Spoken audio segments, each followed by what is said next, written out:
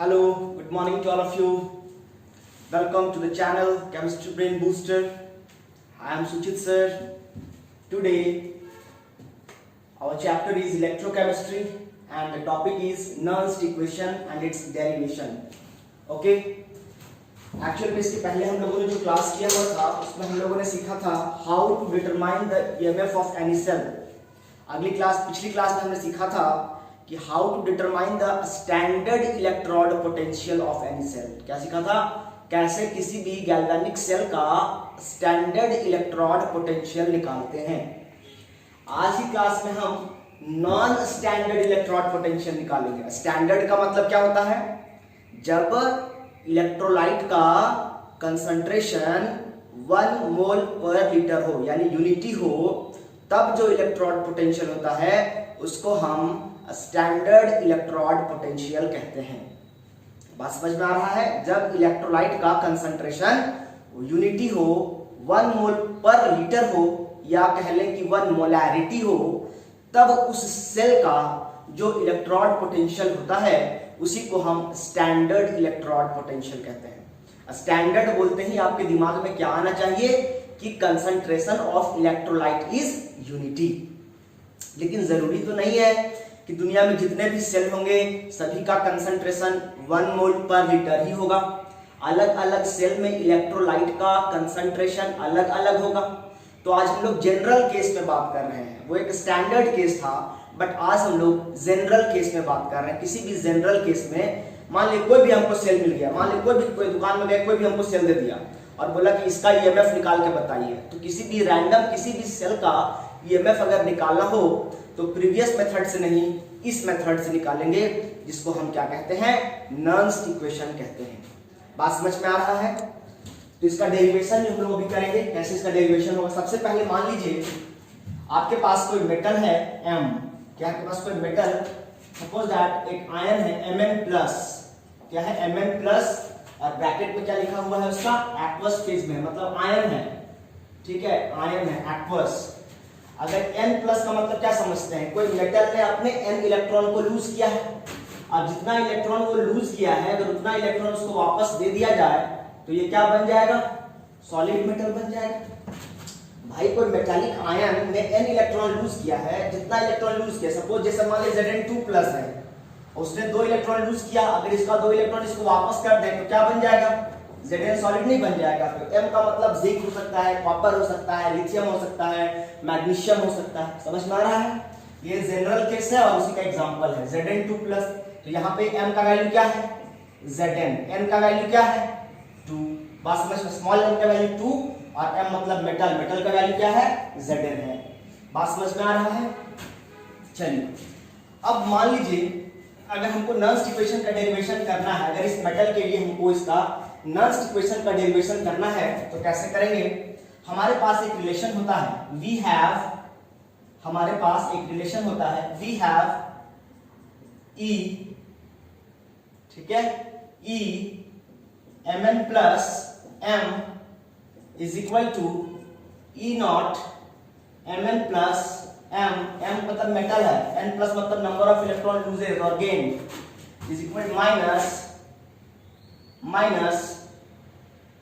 RT by NF ln metal का concentration by metal ion का concentration. ये formula कहां से आया? अभी मैं आपको हिंट थोड़ा सा कर देता हूं कहां से आया. ठीक है, मैं बताऊंगा अभी ये कहां से आया है, बट फिलहाल हमको स्टार्ट एग्जाम में अगर मैं इसको यहां बता दूंगा तो आप लोग क्या करेंगे? डेरिवेशन एग्जाम में वैसा ही करके आएंगे, जिससे क्या हो जाएगा? वो और बहुत ज्यादा लंबा हो जाएगा. तो ये कैसे आया है इस डेरिवेशन के बाद में मैं आपको ये चीज बताऊंगा कि आखिर ये चीज कहां से आया है. ठीक है, बहुत ही इंपॉर्टेंट है ये. बहुत सारे आप किसी का भी बुक में भी देखेंगे डायरेक्ट यहीं से स्टार्ट किया है, लेकिन मैं आपको बता दूंगा कि ये आया कहां से है, कैसे आया. डायरेक्ट हमारे पास हमने लिख दिया वी हैव. कहां से आया भाई? हम तो जानते ही नहीं है वी हैव, तो यहां से कैसे आ गया ये? तो ये कहां से आया है? थर्मोडायनामिक्स से आया है. Delta G is equal to होता है -NFE, W is equal to होता है -NFE. अभी बताएंगे, इसको भी हम डिराइव करके आपको दिखाएंगे. ठीक है, लेकिन यहाँ पे इसलिए नहीं कर रहे हैं क्योंकि वीडियो बहुत लंबा हो जाएगा ये चीज डेरिवेशन, तो फिर आप एग्जाम में वैसा ही लिख लेंगे. तो क्या होगा? आपको जितना एग्जाम में जैसे लिखना है अभी हम वैसे लिख के दिखा रहे हैं. ये आपको समझने के लिए बताएंगे कि ये कहां से आया, ठीक है, जरूर बताएंगे, बिल्कुल बताएंगे, निश्चिंत रहे इसके लिए। बस फिलहाल ये समझिए कि आपको स्टार्ट यहां से करना है। हमारे पास ई क्या है यहाँ पे, इलेक्ट्रॉन पोटेंशियल है, ईएमएफ है, ई mn प्लस m, m क्या है यहाँ पे मेटल, n प्लस क्या है number of electron, n is equal to E, इसको क्या पढ़ते हैं ई नॉट, क्या पढ़ते हैं नॉट, मतलब ये आपका स्टैंडर्ड इलेक्ट्रॉन पोटेंशियल है। अगर आपको इलेक्ट्रॉन पोटेंशियल निकालना हो तो स्टैंडर्ड इलेक्ट्रॉन पोटेंशियल में क्या घटाना है, माइनस आर, आर मतलब गैस कांस्टेंट 8.314 जूल पर केल्विन पर मोल, आर का वैल्यू होता है 8.314 जूल पर केल्विन पर मोल, टी का मतलब टेम्परेचर इन केल्विन, एन का मतलब नंबर ऑफ इलेक्ट्रॉन्स और एफ का मतलब फैराडेज कांस्टेंट, एफ का मतलब फैराडेज कांस्टेंट कितना होता है 96500 कूलम पर मोल। एक मोल चार्ज, एक मोल इलेक्ट्रॉन का जो चार्ज होता है उसी को हम फैराडेज कांस्टेंट कहते हैं। एक इलेक्ट्रॉन का चार्ज कितना होता है 1.6 × 10 का पावर माइनस 19 कूलम, तो एक मोल इलेक्ट्रॉन का चार्ज कितना हो जाएगा, तो 6.022 × 10 का पावर 23, उसको मल्टीप्लाई करेंगे 1.6 × 10 का पावर माइनस 19 से, तो वैल्यू क्या आएगा 96,487, 96487 कूलम। यानी एक मोल इलेक्ट्रॉन का जो चार्ज होता है उसी को हम फैराडेज कांस्टेंट कहते हैं, ठीक है। ln का मतलब नेचुरल लॉग है, यहाँ पर क्या है ये कंसंट्रेशन है, ब्रैकेट स्क्वायर ब्रैकेट में कुछ चीज दिखता है तो क्या होता है कंसंट्रेशन। आप जानते होंगे कि इक्विलिब्रियम कांस्टेंट कैसे निकालते हैं, प्रोडक्ट का कंसंट्रेशन बाई रिएक्टेंट का कंसंट्रेशन, तो ये आपका रिएक्शन है, तो ये प्रोडक्ट आपका क्या है m मेटल है, तो मेटल प्रोडक्ट का कंसंट्रेशन डिवाइडेड बाई क्या होता है रिएक्टेंट का कंसंट्रेशन, तो रिएक्टेंट यहाँ पर क्या है Mn प्लस, तो रिएक्टेंट का कंसंट्रेशन, ये इक्विलिब्रियम कांस्टेंट है। अभी कहां से आया मैं आपको बताऊंगा, घबराएं नहीं आप। और एक बात हम ऐसे समझ लीजिए, सॉलिड मेटल का जो कंसंट्रेशन होता है, ठीक है, कंसंट्रेशन ऑफ, थोड़ा बड़ा लिखते हैं, कंसंट्रेशन ऑफ सॉलिड मेटल, किसी भी सॉलिड मेटल का जो कंसंट्रेशन होता है वो हमेशा क्या लेके चलना है, यूनिटी लेके चलना है। क्या लेके चलना है, यूनिटी। इसका मतलब ये हुआ कि जो m है इसका वैल्यू आपको क्या लेना है 1 ले लेना है, क्या लेना है 1, तो यहां से क्या हो जाएगा E ऑफ, जनरल ले रहे हैं इसलिए m लिख रहे हैं, जिंक कॉपर नहीं लिख रहे हैं, Mn प्लस m, उसको छोटा सा लिखना है, E बड़ा लिखना है, उसके नीचे छोटा सा लगाना है सफिक्स में, E not Mn plus m minus RT upon NF ln 1 by Mn plus का कंसंट्रेशन। 1 क्यों लिखे समझ, इसका वैल्यू में क्या पुट कर दिया 1, क्यों, क्योंकि सॉलिड मेटल का कंसंट्रेशन क्या लिया जाता है, यूनिटी लिया जाता है। बात समझ में आ रहा है, ओके। अब मान लीजिए हमारे पास गैल्वेनिक सेल जो होता है उसमें एनोड भी होता है और कैथोड भी होता है। गैल्वेनिक सेल में क्या होता है, एक एनोड होता है और एक कैथोड होता है। तो लेफ्ट साइड में क्या होता है, याद है आपको, loan, left oxidation anode negative, यानी इधर क्या होता है एनोड होता है, इधर क्या होता है कैथोड होता है कि नहीं होता है। लेफ्ट साइड में क्या है, आपका लेफ्ट है, ये क्या आपका राइट है। और ई सेल कैसे निकालते हैं आप, E cell E right minus E left, या ई कैथोड माइनस ई एनोड, ऐसे ही तो निकालते हैं ना ई सेल आप। चलिए यहां तक आप देखिए जरा इसको। अब मान लीजिए ये तो जनरल केस हो गया, अब हमको मान लीजिए फॉर डेनियल सेल के लिए निकालना है, डेनियल सेल। डेनियल सेल को ही हम क्या कहते हैं, गैल्वेनिक सेल, वोल्टाइक सेल या इलेक्ट्रोकेमिकल सेल। मान लेते हैं डेनियल सेल हमने अपनी मर्जी से लिया, वही वाला जो कल एग्जांपल में था, Zn2 plus salt bridge Cu2 plus Cu, एक जनरल केस ली, एक जनरल हमने कोई भी एग्जांपल लिया, एक डेनियल सेल लिया। अब इस डेनियल सेल का हमको ईएमएफ निकालना है, क्या निकालना है, इस डेनियल सेल का ईएमएफ निकालना है। तो E cell is equal to क्या होता है बच्चों, E cathode minus E anode, ठीक है। तो यहां से E cell is equal to क्या होता है हम जानते हैं, E cell is equal to, अगर इस सेल का हमको ईएमएफ निकालना है तो इसके लिए क्या होता है, ई कैथोड माइनस ई एनोड, या फिर ई right minus E left. Right की जगह पे आप क्या लिख सकते हैं, राइट, ये लेफ्ट है ये राइट है, सॉल्ट ब्रिज के राइट में क्या कॉपर, तो लिख सकते हैं क्या E of Cu2 plus Cu minus E of Zn2 plus Zn, यही ना फॉर्मूला हो जाएगा। E cell is equal to क्या होता है, सेल का ईएमएफ निकालने के लिए क्या होता है, E right minus E left, ये राइट साइड का electron potential minus left half cell का इलेक्ट्रॉन पोटेंशियल। तो राइट साइड में क्या है कॉपर, तो कॉपर वाले इलेक्ट्रोड का कॉपर का इलेक्ट्रोड पोटेंशियल माइनस जिंक का इलेक्ट्रोड पोटेंशियल। ठीक है, जब हमको क्या करना पड़ेगा, इसका वैल्यू हमको निकालना पड़ेगा और इसका वैल्यू निकालना पड़ेगा। जब इन दोनों का वैल्यू निकाल के इसमें पुट कर देंगे तो आंसर आ जाएगा कि नहीं आंसर आ जाएगा। चलिए दोनों का वैल्यू पुट करते हैं, इसको मिटा रहे हैं। ठीक है, दोनों का वैल्यू बारी बारी पुट करेंगे, पहले दोनों का वैल्यू निकालेंगे। अब इस इक्वेशन देखिए, ठीक है, इसको बोलते हैं थोड़े के लिए फ्रॉम इक्वेशन 1, इसको बोलते हैं फ्रॉम इक्वेशन 2। अब फ्रॉम इक्वेशन 1 से जाइए, चलिए अब फॉर एनोड के लिए निकालते हैं। ठीक है, एनोड के लिए, तो एनोड का मतलब क्या होता है, एनोड लेफ्ट साइड में होता है, तो ये वाला क्या है एनोड है, और ये वाला क्या है कॉपर वाला कैथोड है, यही है ना एनोड और कैथोड। तो एनोड के लिए निकालेंगे, तो एनोड में कॉपर मेटल कौन सा है, एनोड में जिंक, तो यहाँ पे क्या लिखेंगे ई, जहां एम है उसके जगह पे क्या लिखेंगे, जहां एम है उसके जगह पे क्या लिखेंगे, मेटल क्या है यहाँ पे जिंक, तो क्या लिखेंगे Zn, और N प्लस के जगह पे क्या लिखेंगे Zn के 2 प्लस, ये क्या लिखेंगे E Zn 2 plus Zn is equal to E naught, जहां जहां M है वहां Zn कर दीजिए, Zn 2 plus Zn minus RT by N के जगह पे क्या लिखेंगे 2, F को F रहने देंगे, Ln 1 बाई M के जगह पे फिर क्या लिखेंगे Zn 2 प्लस का कंसंट्रेशन। हो गया कि नहीं हो गया। सिमिलरली फॉर कैथोड के निकालेंगे, फॉर कैथोड, और कैथोड पे कौन सा मेटल है, बोलो कैथोड पे कौन सा मेटल है, कॉपर है, तो क्या लिखेंगे E Cu2 plus Cu is equal to E naught Cu2 plus Cu minus RT by, copper ने भी कितना इलेक्ट्रॉन लूज किया है 2 प्लस, इसका मतलब यहां पे क्या करेंगे 2F Ln 1 by Cu2 plus का कंसंट्रेशन। इक्वेशन 1 से लिख रहे हैं, सब कहां से आ रहा है फ्रॉम इक्वेशन 1। फ्रॉम इक्वेशन 1 से हमने एनोड का रिएक्शन भी लिखा, और फ्रॉम इक्वेशन 1 से ही इसको इक्वेशन 1 बोल रहे हैं। ठीक है, ये इक्वेशन 1 है और इसको इक्वेशन 2 बोला जा रहा है। दिख रहा है कि छोटा हो जा रहा है, हाँ ठीक है चलेगा। ठीक है, चलिए आगे चलते हैं। अब फॉर एनोड हो गया, कैथोड हो गया। अब देखिए फ्रॉम इक्वेशन 2 से ये सब चीजें तो फ्रॉम इक्वेशन 1 से आया, ये दोनों चीजें कहां से आया, फ्रॉम इक्वेशन 1 से आया ना, फ्रॉम इक्वेशन 1। अब फ्रॉम इक्वेशन 2 से चलेंगे, दोनों का वैल्यू मिल गया, इसका वैल्यू मिल गया, इसका वैल्यू मिल गया, अब दोनों का वैल्यू पुट करेंगे।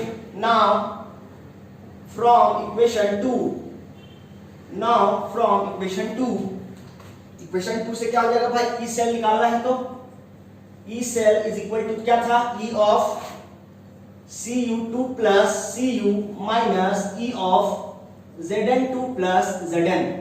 चलिए Cu2 प्लस Cu का वैल्यू कितना निकाल के लाए हैं आप, उसका वैल्यू पुट कीजिए। क्या पुट करेंगे आप, E naught Cu2 plus slash Cu minus RT by 2F Ln 1 by Cu2 plus का कंसंट्रेशन। ये तो इसका वैल्यू हो गया, ठीक है, ये इसका वैल्यू हो गया, माइनस, माइनस के बाद फिर क्या लिखेंगे, ई ऑफ जिसका वैल्यू लिखेंगे, तो इसका वैल्यू क्या हो जाएगा बताना, इसका वैल्यू क्या हो जाएगा, Zn2 प्लस का वैल्यू क्या है, E naught Zn2 plus Zn minus RT by 2F Ln 1 by Zn2 plus का कंसंट्रेशन। यही हो जाएगा, दोनों का वैल्यू पुट किया, एक बार इसका वैल्यू पुट किए, नहीं समझे, एक बार हमने इसका वैल्यू पुट किया ये, फिर हमने क्या किया, इसका वैल्यू पुट किया जिंक वाले का, ये दोनों का वैल्यू हमने पुट कर दिया बारी बारी से। अब उसके बाद क्या करेंगे, इसको सॉल्व करेंगे। चलो सॉल्व कैसे करेंगे, देखो यहां पर लिख सकते हैं क्या इसको, ई नॉट Cu2 प्लस Cu, ये इसका वैल्यू हो गया। अब डायरेक्ट एक साथ स्टैंडर्ड वाले को एक साथ अरेंज करके लिख रहे हैं, तो इसको ये वाला चीज लिखिए। अब ये वाला चीज माइनस से मल्टीप्लाई करेंगे तो क्या हो जाएगा, माइनस ई नॉट Zn2 प्लस Zn हो जाएगा। अब यहाँ पे क्या है आपके पास बच गया है, minus RT by 2F Ln 1 by Cu2 plus का कंसंट्रेशन, और माइनस जब इसको मल्टीप्लाई करेंगे तो माइनस माइनस क्या हो जाएगा, प्लस, यहाँ क्या हो जाएगा, plus RT by 2F Ln 1 by Zn2+ का कंसंट्रेशन हो जाएगा कि नहीं हो जाएगा? अब देखो ये तक यहां तक चलो ठीक है, इट्स ओके, यहां तक कोई दिक्कत नहीं है। अब इन दोनों टर्म में जरा देखिए, इन दोनों टर्म में कुछ कॉमन है क्या? शायद -RT/2F कॉमन है। क्या कॉमन है? -RT/2F कॉमन ले सकते हैं। यहाँ पे क्या हो जाएगा? E0 Cu2 + Cu minus E0 Zn2 + Zn, ये एलटी निकल जाएगा। अब हम क्या करते हैं? -RT/2F कॉमन लेते हैं। क्या लेते हैं कॉमन? -RT/2F कॉमन लेते हैं, ठीक है। तो यहां पे क्या बच जाएगा भाई? ln 1/Cu2+ का कंसंट्रेशन। अब देखो प्लस से माइनस कॉमन लोगे, इस प्लस से माइनस कॉमन लोगे तो क्या हो जाएगा? कौन बचेगा यहाँ पे शेष? माइनस। फिर क्या हो जाएगा? RT/2 तो बाहर निकल गया, तो क्या बचेगा? ln 1/Zn2+ का कंसंट्रेशन, यही बच जाएगा। नहीं समझ रहा है? अरे भाई हमने -RT/2F कॉमन लिया, तो यहाँ तो -RT/2F ऑलरेडी था, बट यहाँ +RT/2F है, तो +RT/2F में -RT/2F कॉमन लेंगे तो क्या बचेगा? -RT/2F। माइनस इंटू माइनस क्या होता है? प्लस होता है, तो प्लस से माइनस निकाल दिए तो क्या बचा? माइनस ही तो बचेगा। चलिए समझ में आ रहा है, ठीक है। अब उसके बाद क्या करना है आपको? यहाँ पर इसके बदले आप क्या लिख सकते हैं? इसके बदले आप लिख सकते हैं E0 सेल। क्या लिख सकते हैं इसके बदले? E0 सेल, ठीक है। E सेल इक्वल टू क्या होता है? E सेल इक्वल टू क्या होता है? ECU2+/Cu minus EZn2+ Zn। जब यहाँ E सेल की जगह पे E0 सेल लिखेंगे तो यहाँ भी नॉट लगाना पड़ेगा, नहीं लगाना पड़ेगा? फ्रॉम इक्वेशन 2 में तो जब E सेल है तो ये वाला वैल्यू है, लेकिन जब E0 लगा देंगे तो यहाँ भी नॉट लगाना पड़ेगा ना। तो इसके बदले क्या लिख देते हैं? E0। इसके बदले में क्या लिख दिया?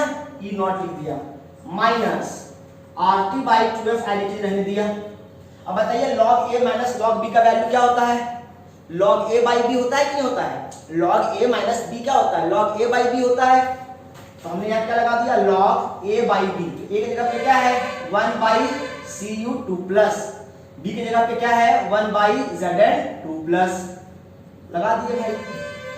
अब log A/B इसको हम ऐसा भी लिख सकते हैं क्या? अरेंज करके E0 cell minus RT/2F ln, ये ऊपर चला जाएगा तो क्या हो जाएगा? Zn2+ का कंसंट्रेशन डिवाइडेड बाय Cu2+ का कंसंट्रेशन हो जाएगा कि हो जाएगा? यानी ओवरऑल क्या निकल के आपके पास? ये तो इक्वल टू चलता आ रहा था, इक्वल टू के राइट लेफ्ट हैंड साइड में क्या है? यानी फाइनल निकल के आया E cell is equal to, ये वाला लिखा है मैंने, ये वाला E cell is equal to, ये वाला इसके नीचे आ गया, E cell is equal to E0 cell minus RT देखो जनरल ट्रेंड लिखेंगे अगर ये, तो यहाँ पे तो Zn2+ था, Cu2+ था, यानी कहने का मतलब यहाँ पर n का वैल्यू 2 है, तो हमने जनरल फार्मूला में यहाँ पर n के बदले हमने क्या पुट कर दिया? 2 पुट कर दिया। लेकिन हम जनरल के लिए निकाल रहे हैं तो 2 के जगह पे यहाँ क्या कर देंगे? NF into ln। अब बताइए जिंक का क्या होता है? जिंक का क्या होता है? ऑक्सीडेशन या reduction?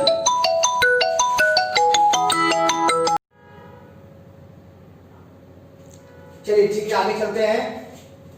Sorry to interrupt the class. यहां से E cell is equal to क्या हो गया? E0 सेल माइनस RT/2 की जगह पे क्या पुट कर दिए? जनरल केस n ले लिए। अगर कोई स्पीशीज 3 इलेक्ट्रॉन लूज करें, जैसे एल्युमिनियम रहेगा तो n की जगह क्या पुट कर दीजिएगा? जैसे Al3+ है तो n की जगह पे 3 पुट होगा। Ln, अब बताइए जिंक का क्या हो रहा है? ऑक्सीडेशन की reduction, left oxidation, anode negative, यानी एनोड पे क्या होता है? ऑक्सीडेशन, यानी जिंक का क्या हो रहा है? ऑक्सीडेशन। तो जिंक की जगह पे आप क्या लिख सकते हैं? ऑक्सीडाइज्ड आयन का कंसंट्रेशन, जनरल ट्रेंड लिख रहे हैं, ऑक्सीडाइज्ड आयन का कंसंट्रेशन डिवाइडेड बाय कॉपर का क्या हो रहा है? रिडक्शन, तो क्या लिखेंगे? रिड्यूस्ड आयन का कंसंट्रेशन। क्या लिखेंगे? रिड्यूस्ड आयन का कंसंट्रेशन। एक्चुअली देखिए log ln जो है ना, log को निकालना थोड़ा डिफिकल्ट होता है, तो उसके हमको इजी बना के मैं आपको लिख दे रहा हूं। E0 cell is equal to क्या होता है? जब ln को आप log में कन्वर्ट करेंगे तो वैल्यू होता है 2.303 RT/NF। अब ln की जगह पे क्या लिखेंगे? log लिखेंगे। क्या लिखेंगे? log। एक्चुअल में क्या होता है? ln इज इक्वल टू होता है 2.303 log होता है, ठीक है। ln इज इक्वल टू क्या होता है? 2.303 log। जहां पे ln था, इस ln की जगह पे अगर आप चाहते हैं कि log आ जाए तो आपको 2.303 पे पॉइंट लिखा हुआ है, 2.303 से मल्टीप्लाई करना पड़ेगा। उसके बाद ऑक्सीडाइज्ड आयन का concentration divided by reduced ion का कंसंट्रेशन। ये आपका जनरल फॉर्मूला निकल के आया ई सेल। ठीक है, अब अगर मान लीजिए R तो गैस कांस्टेंट है, टेम्परेचर मान लीजिए रूम टेम्परेचर है 298 केल्विन है, N तो N रहने दीजिए, फैराडेस कांस्टेंट 96,487 पुट करेंगे। ठीक है, यानी कहने का मतलब R का वैल्यू अगर आप पुट करेंगे 8.314, ठीक है, T का मतलब कितना पुट करेंगे 298 केल्विन जूल पर केल्विन पर मोल, और F फैराडेस कितना पुट करेंगे 96,487। ये सब का वैल्यू पुट कर देंगे अगर आप यहाँ पर कि R भी कांस्टेंट है, T भी कांस्टेंट है, F भी कांस्टेंट है, टेम्परेचर कांस्टेंट है, रूम टेम्परेचर पर निकाल रहे हैं, खाली n वेरिएबल रह जाएगा और सबका वैल्यू 2.303 सबका वैल्यू पुट करके जब इसको सॉल्व करेंगे n को छोड़ देंगे, n का इजी रहने देंगे तो इसका वैल्यू क्या निकल के आएगा जनरल। ऐसा इसलिए कर दे रहा हूं क्योंकि बार बार आपको इतना का वैल्यू पुट करके कैलकुलेट करने में न्यूमेरिकल्स में बहुत टाइम लग जाएगा, तो इजी कैसे बनाएं उसको। तो जनरल ट्रेंड होता है E cell is equal to E naught cell minus 0.059 by n log oxidised ion का concentration divided by reduced ion का कंसंट्रेशन। यही आपका है नॉन्स इक्वेशन। ये क्या निकल के आया आपका नॉन्स इक्वेशन। इसका फिर से एक बार रिवीजन करवा दे रहा हूं मैं आपको, फिर से रिवाइज कर दे रहा हूं क्या हुआ है, सब कुछ दिख रहा है, ठीक है।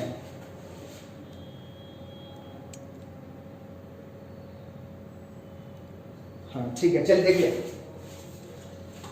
सबसे पहले हमने क्या किया कि नॉन्स इक्वेशन क्या होता है, हर जगह स्टैंडर्ड इलेक्ट्रोड पोटेंशियल नहीं निकाला जाता है, कभी कभी इलेक्ट्रोलाइट का कंसंट्रेशन 1 से डिफरेंट भी हो सकता है, बहुत जगह पे जनरल केसेस में 1 से डिफरेंट ही होता है। ठीक है, तो उस कंडीशन में अगर किसी सेल का ईएमएफ निकालना हो, ठीक है, किसी सेल का इलेक्ट्रोड पोटेंशियल सेल पोटेंशियल निकालना हो, तो हम जो प्रीवियस मेथड सिखाए थे स्टैंडर्ड ईएमएफ निकालने का, वो एप्लीकेबल नहीं होगा। अगर हमको नॉन स्टैंडर्ड इलेक्ट्रोड पोटेंशियल निकालना है किसी इलेक्ट्रोकेमिकल सेल का, तो हमको नॉन्स इक्वेशन लगाना पड़ेगा। ये डेरिवेशन जो है वो एग्जाम में कभी कभी 3 मार्क्स में आता है, ज्यादातर इस फॉर्मूला से न्यूमेरिकल्स आता है। तो न्यूमेरिकल्स कैसे लगाते हैं वो अभी हम आपको बताएंगे, आज तो नहीं बताएंगे, उसको अगली क्लास में आपको हम बस यहाँ पे मैंने प्रॉमिस किया था आपको कि मैं ये बताऊंगा कि ये कहां से आया, तो मैं उसको बताऊंगा, लेकिन उसके पहले मैं इसको एक बार फिर से रिवाइज कर दे रहा हूँ। ठीक है, सबसे पहले हमने जनरल ट्रेंड या n प्लस, मान लीजिए कोई मेटल ने n इलेक्ट्रॉन लूज किया और उसने n इलेक्ट्रॉन वापस से गेन किया, तो क्या बन गया, m मेटल बन गया। ये आपका रिएक्टेंट है, ये क्या आपका प्रोडक्ट है। तो इक्विलिब्रियम कांस्टेंट कैसे निकालते हैं पता है आपको, इक्विलिब्रियम कांस्टेंट के कैसे निकालते हैं, प्रोडक्ट का कंसंट्रेशन डिवाइड बाय रिएक्टेंट का कंसंट्रेशन, यही तो निकालते हैं ना इक्विलिब्रियम कांस्टेंट, क्लास 11 से पढ़े हैं ना इक्विलिब्रियम चैप्टर। तो इक्विलिब्रियम कांस्टेंट कैसे निकालते हैं, प्रोडक्ट का कंसंट्रेशन डिवाइड बाय रिएक्टेंट का कंसंट्रेशन। तो ये क्या हो गया आपका प्रोडक्ट हो गया, ये क्या हो गया आपका रिएक्टेंट हो गया। तो प्रोडक्ट का कंसंट्रेशन को डिवाइड कर देंगे रिएक्टेंट के कंसंट्रेशन से, तो क्या निकलता है, इक्विलिब्रियम कांस्टेंट के निकलता है। ये जो रिएक्शन है ये रिवर्सिबल रिएक्शन होता है, इसीलिए इक्विलिब्रियम की बात की जा रही है। ठीक है, यहाँ पे के लिख लीजिए, ये जो रिएक्शन होता है ये रिवर्सिबल रिएक्शन होता है, इसीलिए यहाँ पर इक्विलिब्रियम कांस्टेंट इंट्रोड्यूस कर रहे हैं। अब हमारे पास एक जनरल फार्मूला होता है E, मतलब इलेक्ट्रॉन ईएमएफ निकालना है, अगर किसी का इलेक्ट्रोड पोटेंशियल निकालना है तो is equal to general formula होता है स्टैंडर्ड इलेक्ट्रोड पोटेंशियल, क्या पढ़ते हैं E naught, NOT naught, E naught यानी standard electrode potential minus RT, R मतलब गैस कांस्टेंट, T मतलब टेम्परेचर इन केल्विन, N का मतलब नंबर ऑफ इलेक्ट्रॉन या number of species involved, and F का मतलब होता है फैराडेस कांस्टेंट। मैं इसको लिख नहीं रहा हूं, ठीक है, R बोल दे रहा हूं, RT and F का मतलब आप लिख लेंगे। ln का मतलब नेचुरल लॉग, और हम जानते हैं यहाँ पे इसका वैल्यू जो है k का वैल्यू हमने पुट किया, किसका वैल्यू पुट किया है, k का। k बोले तो ये रेट कांस्टेंट नहीं है, ये केमिकल कैनेटिक्स नहीं चल रहा है, k बोले तो यहाँ पर है इक्विलिब्रियम कांस्टेंट, और इक्विलिब्रियम कांस्टेंट निकालते हैं प्रोडक्ट का कंसंट्रेशन डिवाइडेड बाय रिएक्टेंट का कंसंट्रेशन। तो प्रोडक्ट क्या है आपका यहाँ पर m, तो m का कंसंट्रेशन, रिएक्टेंट क्या है आपका Mn+, तो उसका कंसंट्रेशन। बात समझ में आ रहा है, तो ये हो गया। अब हम क्या जानते हैं कि किसी भी मेटल का कंसंट्रेशन जो होता है वो हमेशा यूनिटी होता है, मेटल का कंसंट्रेशन से कोई मतलब नहीं होता है, इसीलिए हमने क्या किया, क्योंकि m जो है ये मेटल है, सॉलिड स्टेट में है, और सॉलिड का कंसंट्रेशन कितना होता है, यूनिटी होता है, इसीलिए हमने मेटल का कंसंट्रेशन क्या ले लिया, 1 ले लिया। तो इसी फॉर्मूला में जहां m है इसकी जगह पे क्या पुट करेंगे हम 1 पुट कर देंगे। हमने क्या पुट कर दिया 1। अब सब कुछ वैसा ही रहने दिया, खाली m की जगह पे हमने पुट कर दिया 1 और इसको बना दिया इक्वेशन 1। ठीक है, अब हम जानते हैं अगर हमने कोई एग्जांपल लिया, कोई डेनियल सेल अगर आपके पास है, डेनियल सेल को ही क्या कहते हैं, voltaic cell, galvanic cell, electrochemical cell. मान लीजिए हमने एक एग्जांपल लिया जो जनरल चलता आ रहा है, उसी का एग्जांपल लिया Zn2 plus salt bridge Cu2 plus Cu, zinc और कॉपर का हमने गैल्वेनिक सेल बनाया। ठीक है, तो हमको ई सेल कैसे निकालते हैं, हमने कल क्लास में बताया था सेल का ईएमएफ निकालते कैसे हैं। तो ई राइट माइनस ई लेफ्ट, भाई बताया था ना कि राम और रहीम का वजन का अंतर निकालना है, तो पहले राम का वजन पता करेंगे, फिर रहीम का वजन पता करेंगे और दोनों का माइनस कर देंगे, तो राम और रहीम के बीच के वजन का अंतर निकल जाएगा। तो E cell is equal to कैसे निकालते हैं, E right minus E left. तो राइट साइड में क्या आपके पास कॉपर है, तो कॉपर का electrode potential minus left side में क्या है जिंक है, तो जिंक का इलेक्ट्रोड पोटेंशियल। इसको ऐसा भी लिख सकते हैं कोई ई कैथोड माइनस ई एनोड, क्या लिख सकते हैं E right minus E left, या लिख सकते हैं ई कैथोड माइनस ई एनोड। अब हमको एनोड के लिए निकालना है। देखिए आप हमेशा जानते हैं loan left oxidation anode negative, salt bridge के लेफ्ट साइड में क्या होता है एनोड, तो एनोड पे क्या है आपका जिंक, कैथोड पे क्या है आपके पास कॉपर। तो एनोड के लिए निकालना है, तो एनोड मतलब जिंक के लिए निकालना है, तो जिंक के लिए मेटल क्या हो गया, m का वैल्यू क्या हो गया जिंक के लिए, इस एनोड के लिए एनोड में मेटल क्या है जिंक, तो जहां पे Mn प्लस था तो m की जगह पे क्या पुट कर दिए जिंक, और n क्या है आपके पास नंबर ऑफ इलेक्ट्रॉन, तो जिंक ने कितने इलेक्ट्रॉन लूज करे हैं 2, तो क्या हो गया Mn प्लस की जगह पे Zn2 प्लस Zn, जहां जहां m है वहां वहां Zn पुट कर दिए और जहां जहां स्मॉल n था वहां वहां 2 पुट कर दिए। इस इक्वेशन में, किस इक्वेशन में, इक्वेशन 1 में।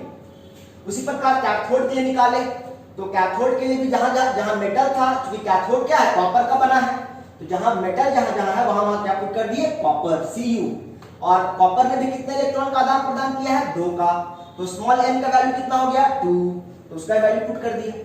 अब ये क्या बन गया, यहां पे हमने क्या निकाला फ्रॉम इक्वेशन 2 से हमने इसका वैल्यू निकाल लिया और इसका वैल्यू निकाल लिया E of Cu2 plus Cu minus E Zn2 plus Zn। तो फ्रॉम इक्वेशन 2 हमारे पास इक्वेशन 2 क्या है, E cell is equal to E Cu2 plus Cu minus E Zn2 plus Zn। अब हमने क्या किया है, इसका वैल्यू निकाला हुआ है, इसका वैल्यू निकाला हुआ है, इसका वैल्यू ये था और इसका वैल्यू ये था, दोनों का वैल्यू क्या कर दिया पुट कर दिया और बस सॉल्व करते चले गए करते चले गए करते चले गए। उसके बाद हमने दिमाग लगाया कि log a minus log b is equal to होता है log a बाई b, एक प्रॉपर्टी लगा log का, यानी ये दो प्रॉपर्टी आपका log का लग रहा है। ठीक है, उसके बाद बस सब कुछ वही सॉल्व करते चले गए। यहाँ पर हमने क्या किया, देखिए ये वाला ये जो ln की जगह पे यहाँ पे log कैसे आया, तो हमने बताया कि ln इज इक्वल टू क्या होता है 2.303 log होता है। तो कन्वर्ट करना क्यों जरूरी है, बिकॉज ln का वैल्यू निकालना डिफिकल्ट होता है, log का वैल्यू निकालना इजी होता है, इसलिए हम ln को log में कन्वर्ट कर दिए। उसके बाद इसको और इजी बनाया मैंने आपके लिए, क्या कर दिया हमने, r का वैल्यू तो कांस्टेंट है उसका वैल्यू पुट कर दिए, t का वैल्यू पुट कर दिए, f का वैल्यू पुट कर दिए, सब के वैल्यू पुट करके और 2.303 से मल्टीप्लाई कर दिए।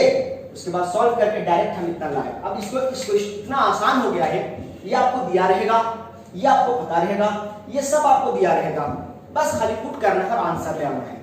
यही है आपका नर्न्स इक्वेशन। क्या निकल के आया, किसी भी सेल का अगर ईएमएफ निकालना है तो E cell is equal to क्या हो जाएगा, स्टैंडर्ड इलेक्ट्रोड पोटेंशियल ये E naught cell minus 0.059 divided by n log oxidised ion का concentration divided by reduced ion का कंसंट्रेशन। ठीक है, log एक ही बार लिखा हुआ है, log बाय log नहीं है, log के साथ log a बाय b के फॉर्म में है ये। ठीक है, अब आपका सवाल ये आता है, थोड़ा मैं स्लाइड में जाता हूं, पहले बार आप लोग देख लो अच्छे से, वेरीफाई कर लो, वीडियो को पॉज करके एक बार आप वाली चीजों को अच्छे से देख लो। कोई बात अगर समझ में नहीं आया हो तो मुझे कमेंट कर सकते हैं। थोड़ा सा लंबा डेरिवेशन जरूर है बट ये काफी अच्छे मार्क्स का आता है और बहुत इजी होता है। अभी मैं आपको ये बताने वाला हूं कि ये चीज आया कहां से। ठीक है, एक बार देखो वीडियोस को आप पॉज करके।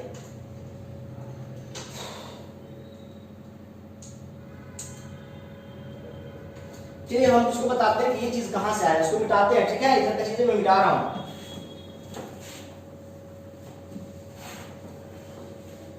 वीडियोस को 480 पिक्सल में देखेंगे, फुल ब्राइटनेस बढ़ाकर देखेंगे क्योंकि बहुत छोटा छोटा लिखना पड़ रहा है, क्योंकि बोर्ड क्या है थोड़ा सा, बोर्ड तो खैर ठीक है लेकिन डेरिवेशन लेंथी है।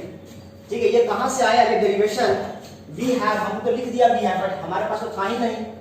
लेकिन हम जानते हैं, अभी ये चीज क्लियर नहीं है, थर्मोडायनामिक्स में ये चीज पढ़ा हुआ है कि अगर किसी भी सेल का किसी चीज का वर्कडन निकालना है, कि हमने किसी भी सेल का कोई भी बैटरी कितना काम करेगा वो निकालना है, तो उसके लिए फॉर्मूला होता है minus N F E cell. ठीक है, वर्कडन निकालने का फॉर्मूला क्या होता है माइनस, क्योंकि वर्कडन माइनस क्यों लगाए हैं, क्योंकि जो सेल है, जैसे घड़ी में जो बैटरी लगा हुआ है, वो समय के साथ उसका एनर्जी घट रहा है कि बढ़ रहा है। बैटरी लगातार काम कर रहा है, उसका एनर्जी घट ना रहा है, इसलिए क्या लिखे हैं माइनस।